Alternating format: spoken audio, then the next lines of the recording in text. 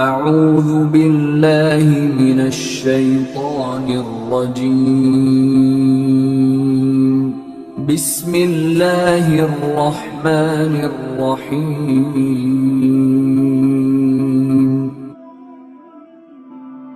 اور مسجد کے اندر آنا، مسجد کے اندر بیٹھنا، اللہ تبارک تعالیٰ کا ذکر و فکر کرنا، بڑی پیاری حدیث پاک، مجھے بہت شاندار، پڑھ کر دل کو سکون ملا، پڑھ کر دل کو سکون ملا کہ اللہ تبارک و تعالیٰ نے کتنا کرم کیا، کتنا فضل کیا، کتنی رحمتیں کی اللہ تبارک و تعالیٰ نے امت محمدیہ کے اوپر۔ وہ بھائی کس طرح؟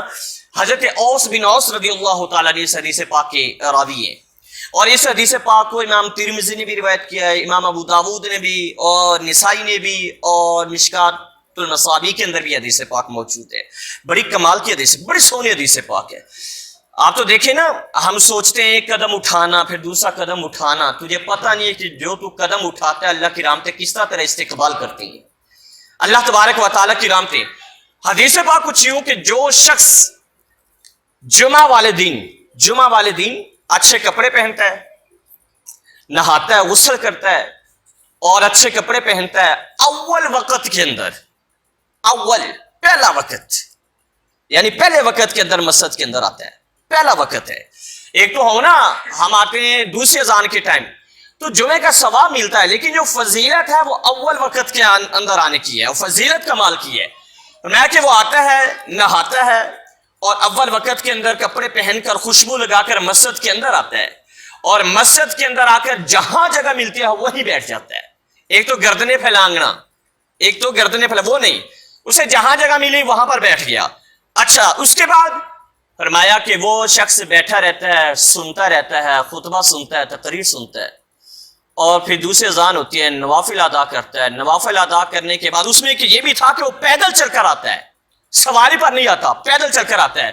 پھر اس کے بعد میرے آقا نے فرمایا کہ اس شخص کو جو اس طریقے سے آتا ہے، مسجد کے اندر آ کر بیٹھتا ہے، فرمایا کہ اللہ پاک اس بندے کو ایک ایک قدم کے بدلے ایک ایک سال کی نیکیوں کا ثواب عطا فرماتا ہے۔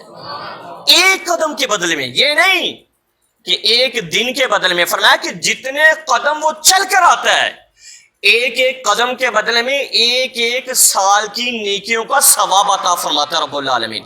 اور پھر بات یہاں پر ختم نہیں ہوئی، حضرت اوس بن اوس رضی اللہ تعالیٰ عنہ فرماتے ہیں کہ میرے محبوب نے ساتھ میں یہ بھی فرمایا کہ اللہ پاک ایک قدم کے بدلے میں سال کے روزوں کا ثواب بھی عطا فرماتا ہے، اس کو ایک سال کے روزوں کا ثواب عطا فرماتا ہے۔ اور پھر ساتھ میں یہ بھی فرمایا کہ جو شخص اس طریقے سے مسجد کے اندر آ کر بیٹھتا ہے، سنتا ہے، اول وقت کے اندر آتا ہے، نہاتا ہے، غسل کرتا ہے، خوشبو لگاتا ہے، میں کہ اللہ پاک اس بندے کو رات کے قیام کا ثواب بھی عطا فرماتا ہے۔